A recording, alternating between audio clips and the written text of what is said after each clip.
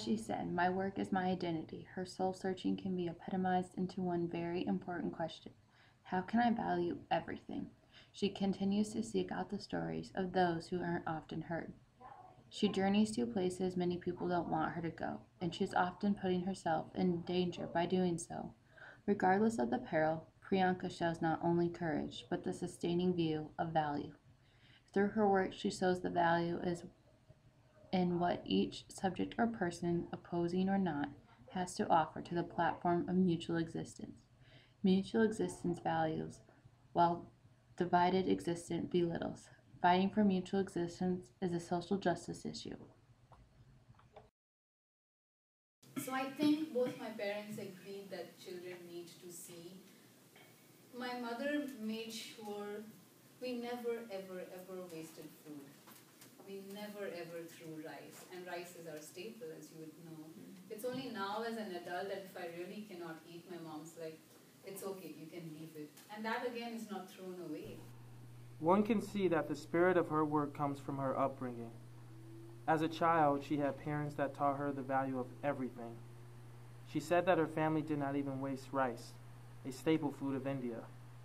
The point was not that they did not have enough food or were poor, but that appreciation was far more important to learn than material abundance. After quitting her job as a tabloid crime reporter, she took some time to see what she could do that would mean something to her. She ended up giving voice to those who would have never been heard in light of India's growing economy.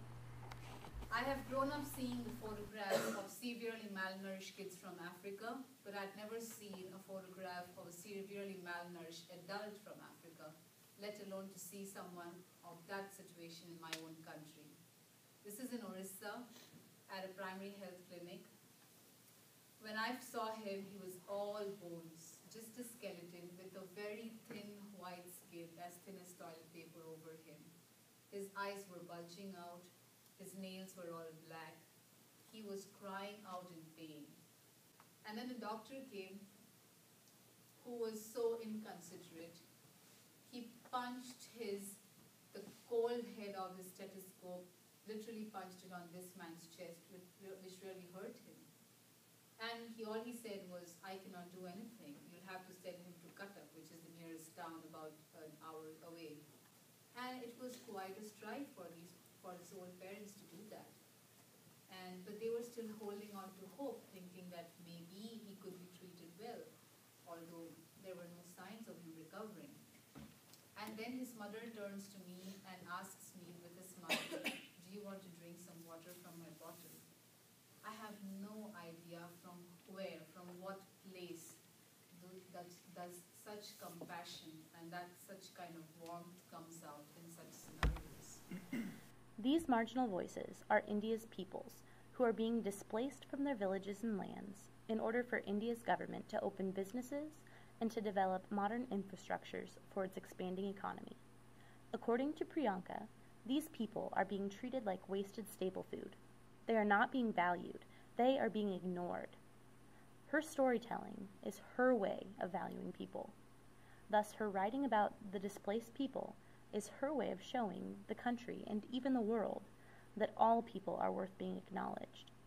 She puts their struggle on both the national and international tables, asking, do not these people deserve to eat too? Do not these people deserve to be treated fairly? Her stories assert that all human beings should be equally valued, no matter what their background. Because this is a story that has to be told. And someone asked me the other day that these are stories that are repeating over and over again. I'm like, yeah, there's nothing new in the world. Mm-hmm. But the thing is, are we going to start a new thing by trying to stop it?